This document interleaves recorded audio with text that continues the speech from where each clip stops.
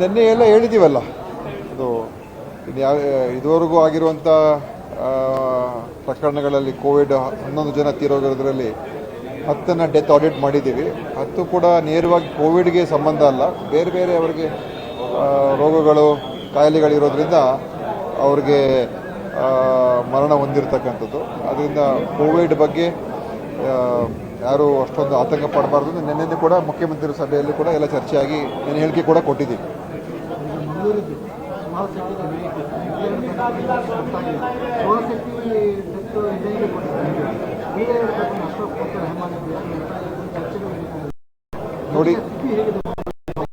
ನೋಡಿ ಎನ್ನೇ ವಿಚಾರ ಅದು ಅವರು ಆ ಕೇಸನ್ನು ಟೇಕ್ ಓವರ್ ಮಾಡೋದಕ್ಕೆ ಅವ್ರು ಹೇಳಿದ್ದಾರೆ.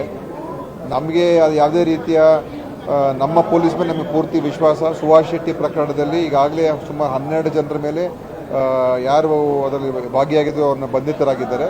ಮತ್ತು ಅದರ ಸಂಚನ್ನು ರೂಪಿಸಿರೋರು ಯಾರು ಅಂತ ಕೂಡ ಅದ್ರ ಬಗ್ಗೆಯೂ ಕೂಡ ತನಿಖೆ ನಮ್ಮ ಪೊಲೀಸರು ಭಾಳ ಚೆನ್ನಾಗಿ ಮಾಡ್ತಾಯಿದ್ರು.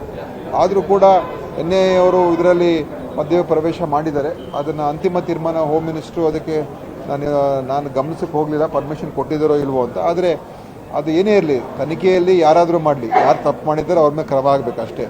ಉಳಿದಿರ್ತಕ್ಕಂಥ ಪ್ರಕರಣದಲ್ಲೂ ಕೂಡ ಎನ್ಐ ಅವರಿಗೆ ಬಹುಶಃ BJP ಒತ್ತಡದ ಮೇಲೆ ಹಿಂದೂ ಹತ್ಯೆ ಆದರೆ ಮಾತ್ರ ಎನ್ಐಗೆ ಆಸಕ್ತಿ ಜಾಸ್ತಿ, ಅದು ನಾವು ನೋಡಿದ್ದೇವೆ. ಆದರೆ ನಮ್ಗೆ ಆ ವ್ಯತ್ಯಾಸ ನಮಗೇನಿಲ್ಲ. ಯಾರೇ ಆಗಿದ್ದರೂ ಕೂಡ ಅದನ್ನು ನ್ಯಾಯಬದ್ಧವಾಗಿ ಕ್ರಮಬದ್ಧವಾಗಿ ನಮ್ಮ ತನಿಖೆ ನಡೀತಾ ಇದೆ. ಅಶ್ರಫ್ ಪ್ರಕರಣದಲ್ಲೂ ಕೂಡ ಅದು ಬಂಧಿತರನ್ನ ನಾವು ಅರೆಸ್ಟ್ ಮಾಡಿ, ಯಾರಿದ್ದಾರೆ ಅವ್ರನ್ನ ಅರೆಸ್ಟ್ ಮಾಡಿದ್ದೀವಿ. ಮತ್ತು ಅಬ್ದುಲ್ ರಹೀಮ್ ಅದರಲ್ಲೂ ಕೂಡ ಈಗ ತನಿಖೆ ಭಾಳ ಯಶಸ್ವಿಯಾಗಿ ನಡೀತಾ ಇದೆ. ಸುಮಾರು ಜನರನ್ನ ಅರೆಸ್ಟ್ ಮಾಡಿದ್ದೀವಿ.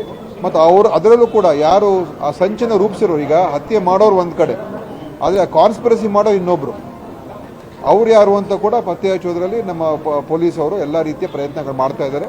ಖಂಡಿತ ಅದರಲ್ಲೂ ಕೂಡ ಯಶಸ್ಸು ಸಿಗುತ್ತೆ ಅಂತ ನಾನು ಅಂದ್ಕೊಂಡಿದ್ದೀನಿ.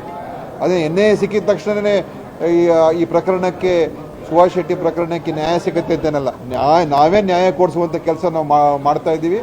ಸುಮಾರು ಜನರನ್ನು ಹಿಡಿದಿದ್ದೇವೆ. ಮತ್ತು ಅದರ ಸೂತ್ರಧಾರ ಯಾರು ಅಂತ ಕೂಡ ನಮ್ಮ ಸಂಶಯ ಶಂಕೆಗಳೆಲ್ಲ ಇದೆ. ಅದನ್ನು ನಮ್ಮ ಪೊಲೀಸವರೇ ಮಾಡುವಂಥ ಎಲ್ಲ ಶಕ್ತಿ ಇದೆ. ಆದರೆ BJPಯವರಿಗೆ ಪ್ರತಿಯೊಂದರಲ್ಲೂ ಕೂಡ ಅವರು ಬೇರೆ ಬೇರೆ ಕಾರಣಗಳಿಂದ ಅವರು ಏನೇನೋ ಹೇಳ್ಕೊಂಡು ತಿರುಗಾಡ್ತಾರೆ. ಅದರಿಂದ NIA ಮಾಡಿದ್ರೆ NIA ಮಾಡಲಿ, ನಮಗಿಂತ ಅಭ್ಯಂತರ ಏನಿಲ್ಲ. ಇರ್ತಾರೆ, ಯಾರಾದರೂ ಇರ್ತಾರಲ್ಲ ಹಿಂದ್ಗಡೆ ಇದೆಲ್ಲ ಒಂದು ಕಾನ್ಸ್ಪಿರಸಿನ ರೂಪಿಸಬೇಕಾದ್ರೆ ಸುಭಾಷ್ ಶೆಟ್ಟಿ ಪ್ರಕರಣದಲ್ಲೂ ಕೂಡ ಪೂರ್ವ ಯೋಜಿತ ಒಂದು ಸಂಚು ರೂಪಿಸಿ ಮಾಡಿರುವಂಥದ್ದು. ಅಬ್ದುಲ್ ರಹೀಮ್ದು ಕೂಡ ಅದೇ ರೀತಿಯಾಗಿ ಒಂದು ಪೂರ್ವ ಯೋಜಿತ ಒಂದು ಸಂಚನ್ನು ರೂಪಿಸಿ ಮಾಡಿರ್ತಕ್ಕಂಥದ್ದು. ಅದಕ್ಕೋಸ್ಕರ ಈಗ ಕೊಲೆ ಮಾಡೋರು ಒಬ್ಬರು, ಮಾಡಿಸೋರು ಬೇರೆಯವ್ರು ಇರ್ತಾರೆ. ಸೊ ನಮಗೆ ಮಾಡೋರು ಮಾತ್ರ ಹಿಡಿದ್ರೆ ಪ್ರಯೋಜನ ಇಲ್ಲ, ಮಾಡಿಸ್ತಾರಲ್ಲ ಅವ್ರನ್ನೂ ಹಿಡಿಬೇಕು. ಓಕೆ.